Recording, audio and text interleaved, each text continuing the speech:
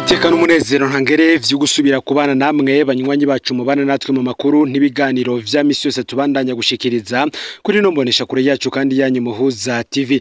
Uyu numwanya tugiye kubageza ko amakuru biko biravugwa bigezwe ko muri kano kanya ngaha mu gihugu c'u Burundi, akaba ari amakuru tuza kugaruka kuri vyinshi bitandukanye cyane kubiriko biravugwa mu gisata c'agateka kazi na muntu ndetse n'igisata c'ubutungane.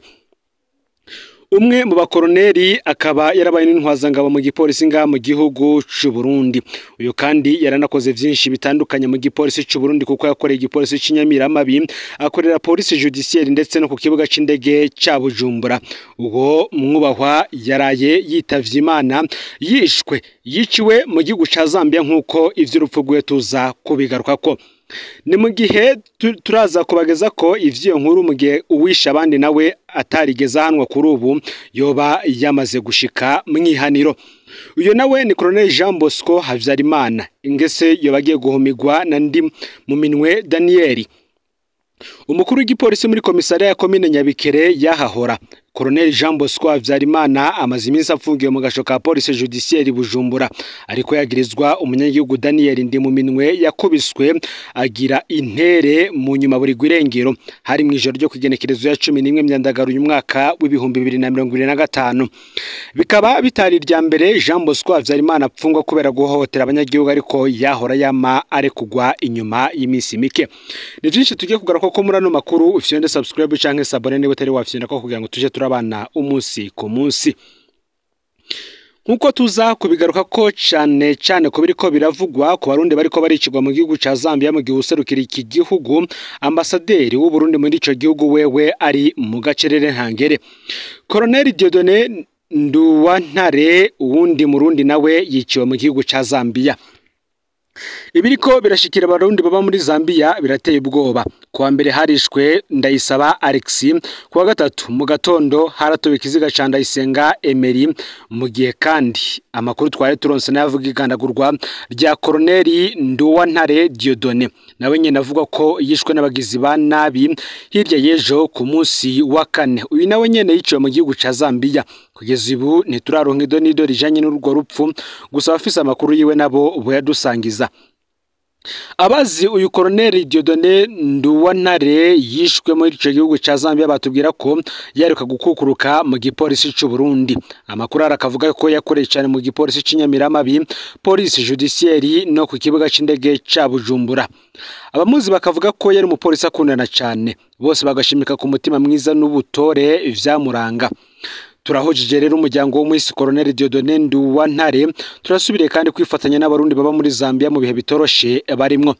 Turasubiriye kubakeza ku mutima w'urukundo no gufatana mu nda no gufatana abarundi baba muri Zambia berekana muri ibi bihe bigoye. Nako kandi ivyo tumaze kuronka kubijanye n'urupfu rwa Colonel Dieudonné Nduwantare twabisangijwe n'umwe mu biwe yagize ati Colonel Nduwantare yari yagiye kuramutsa mutoya wiwe aba Zambia, yabayeyo kera cyane hagati y'umwaka w'ibihumbi 2008 ndetse n'ibihumbi 2007. Ntiyiciwe aho kwa murumuna we, ahubwo uwundi muvyara we yaragiye kuramutsa mu kandi gace. Niho Dieudonné Nduwantare yategerewe n'abantu atazi baramwica. Nta birenze ivyo nzi, ico ndamuzi ko n'umuntu mwiza cyane, yatekereza atamajambo menshi yavuga, nta politike yarimwo yaba mu Carama. Dieudonné Nduwantare yavuka muri komine Busoni wo mu ntara ya Kirundo. Se ni wa mugabo w'intore yari ku noti ya 200 ya kera. Yubatse urugo mu mwaka w'ibihumbi 2005 akabasize abana batatu. Turahujije rero umuryango wiwe. Mu gihe kandi twabigarutse ko mu mfunyafunyo hari undi mu Colonel nawe mu gipolisi nawe ahejeje gufatwa. Uwo ni Jean Bosco Havyarimana, akaba afise ipete rya Colonel. Umukuru w'igipolisi muri komisariya ya komine Nyabikere yahahora mu ntara Karusi, Colonel Jean Bosco Havyarimana amaze iminsi afungiwe mu gasho ka polisi judiciaire i Bujumbura, ariko yagirizwa urupfu rw'umunyagihugu Daniel ndi mu minwe yakubiswa agirwa intere nyuma burirwa irengero mu ijoro ryo kugenekerezwa 11 myandagaro uyu mwaka w'ibihumbi 2025. Si rya mbere nkuko twabigarutse ko Jean Bosco Havyarimana apfungwa kubera guhohotera abanyagihugu, ariko yahora yama ari kugwa inyuma y'imisi mike. Bamwe bati ese Colonel Jean Bosco Habyarimana yobagiye guhumigwa na Ndimuminwe Daniel? Ni ikibazo benshi bariko baribaza. Daniel Ndimuminwe yazize amafaranga y'inoti y'igihumbi. Hari ku mugoroba w'igenekerezo 11 myandagaro y'umwaka w'ibihumbi 2025 umunyagihugu Daniel Ndimuminwe batazira Nyamitwe yagiye gupfungura mu buriro restaurant bita kwa Jamali ku mugwa mukuru wa komine Nyabikere yahahora mu ntara ya Karusi yahahora. Ahejeje gupfungura hageze kuriha niho yasanga bura amafaranga igihumbi y'amarundi. Nyene uburiro yibajije ko ari ubwenge gwa Daniel kugira ntariha amafaranga yose batangura gushwana. Daniel ahamagara umugenzi abamenyesha ikibazo agize, uyo nawe aramwemerera kaje kumurihirira ayo ayabura. Ako kanya Jamali nyene restaurant yazamaze guhamagara komiseri Jamali Habyarimana basanzwe ari abagenzi. Komiseri yaje n'abapolisi bamugendanira barengera kuri Daniel barahuragura bamugira intere. Aho hose yakubitwa. Daniel yagumye semerera ko afise umugenzi aje kuriha. Bamaze kumunoza b'abapolisi baraterura Daniel bajana mu gasho. Ageze mu gasho Daniel Ndimuminwe yararemvye gose. Babonye ko agira bapfire ko b'abapolisi ba Jean Bosco Habyarimana baraterura kandi bamwuriza ipikipiki ngo bamujane ku bitaro. Kuvugwa nta gakuru ka Daniel Ndimuminwe batazira Nyamitwe. Abiyo bibaza ko yo baracikaniye mu nzira canke ko bamuhohosheje baraba iyo bata. Ikibazo cyarakomeye cyane. Abayango ba Daniel Ndimuminwe bitwara kwa Mustaneri wa komine Shashashombo no ku mukuru w'igipolisi mu ntara Karusi yahahora.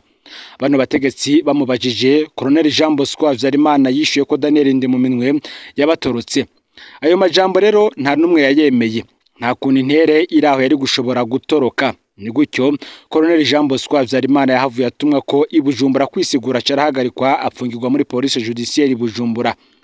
Yashikiye mu gasho kari kavuyemo undi mwicanyi rurangiranwa. Colonel Moyize arakaza batazira nyeganyega. Ngo watikije inganda ibusinde mu mwaka w'ibihumbi 2013.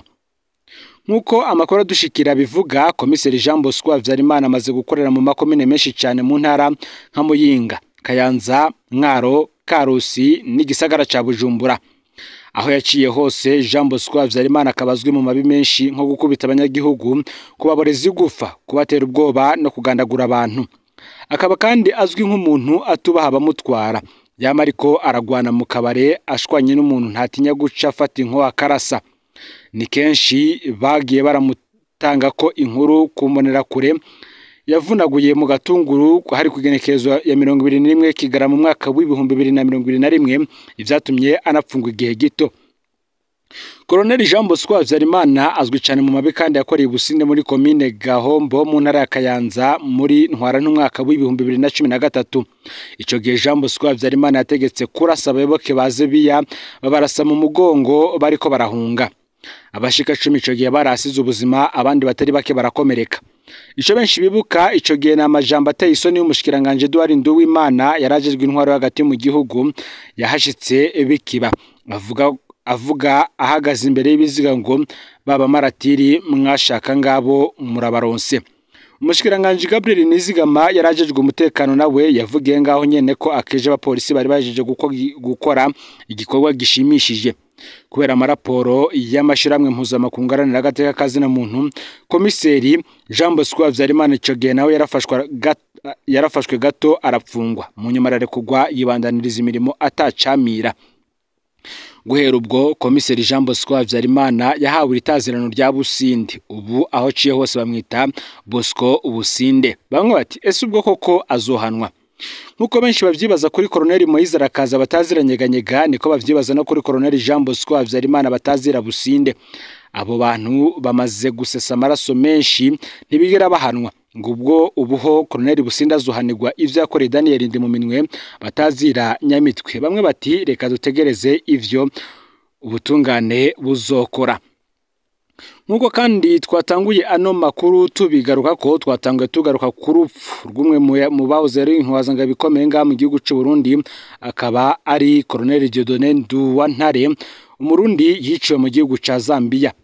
Ibiriko birashikira abarundi ba muri Zambia birateye ubwoba kuko nkuko twatangiye tubivuga ku wa mbere harishwe Ndayisaba Alexis, ku wa gatatu mu gatondo naho haratubwa ikiziga ca Ndayisenga Emery, mu gihe ku wa kane naho hamenyekanye ko Colonel Dieudonné Nduwantare nawe yiciwe muri ico gihugu ca Zambia.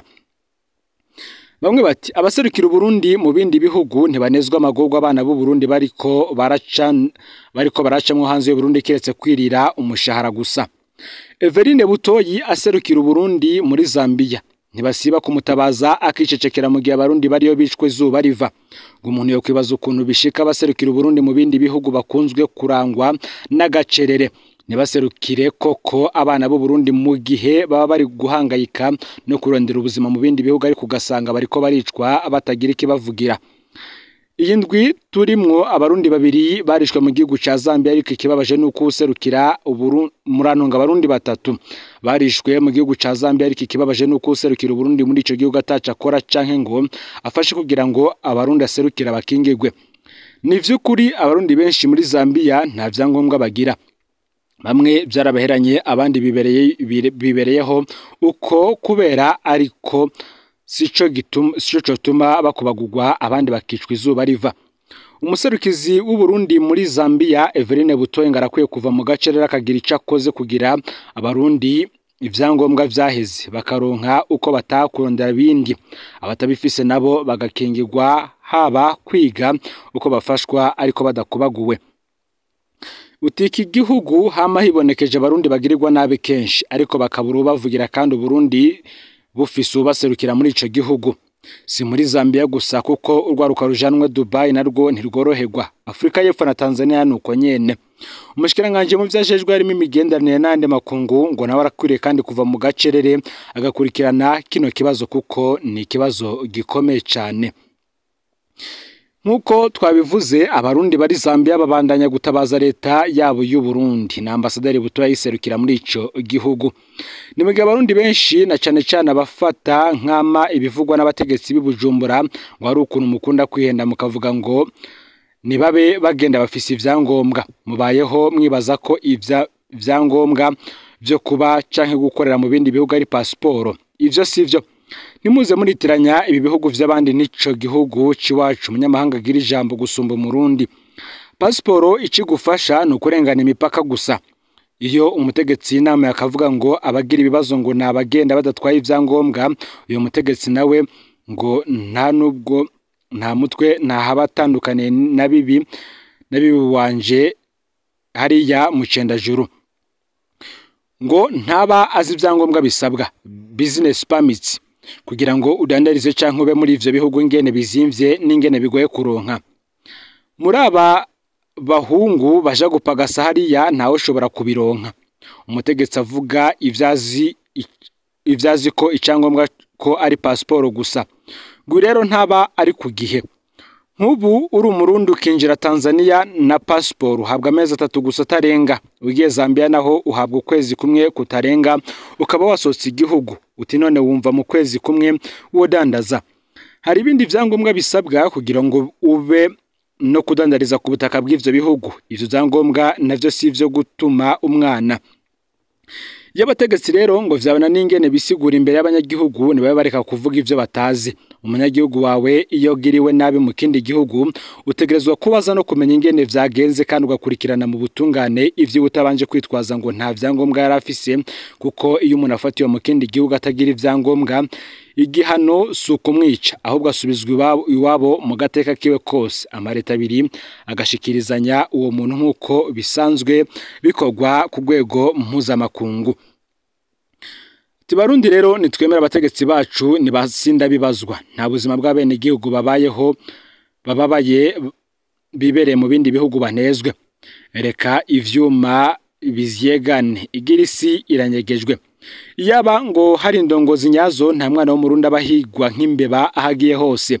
Igihugu ngo gifise ubutunzi bwinshi cyane, yaba bwakoreshwa neza abanyamahanga nitwe tuba tubafata nabi ahubwo baje gupagasa iwacu. Iki akaba ari cimviro catanzwe numwe mu babikurikiranira hafi. Benshi bakavuga ko bamwe mu Barundi baserukira igihugu mu bihugu bitandukanye yo bakumugabana wa Afrika ndetse no makungu yakora tace bariko barafasha abarundi bagoreweyo nk'abari mu gihugu ca Tanzania aho barazi ko ibintu vyakomeye cyane uko abarundi bama bafatwa bagapfungwa nk'ukwezi atawuzi naho bapfungiwe. Ni mugihe muri Zambia hoho hajemwe n'ivyo kubica nk'ivyagiye biraba mu gihugu ca Afrika y'Epfo baje bagatera kamurira abategetsi bo hejuru kugira ico babikoze ko kugira ngo umurundi ahari hose mu bindi bihugu bibanyi nawe ahabwe agateka kiwe nk'umunyamahanga. Nayo rero amakuru ragizwe ko muri kano kanya ufyonde subscribe canke sabone niba utari wafyonda ko kugira ngo tuje ucikanwa nadushikiriza usangiza no makuru bagenza aho bari hose kugira ngo nabo baje barabo mu bambere bashikirwa nabiriko biravugwa bigezwe ko nga mu gihugu c'u Burundi hanze y'imbibe z'igihugu c'u Burundi ndetse no makungu ya kure no Muhuza TV Imana bahezagire makuru byanyu vya misi yose muriko murakora. Nandi makuru turiko turabategurira mu mwanya muto turaza kuyabageza ko aho tuza kugaruka cyane kuba biriko biravugwa mu gisata ca politike aho hariko haranugwanugwa umwe mu bagabo babiri ashobora gusubirira icegera ca mbere c'umukuru w'igihugu Prosperi Bazombanza nkuko amakuru adushikira abivuga. No Muhuza TV rero Imana iba hezagire.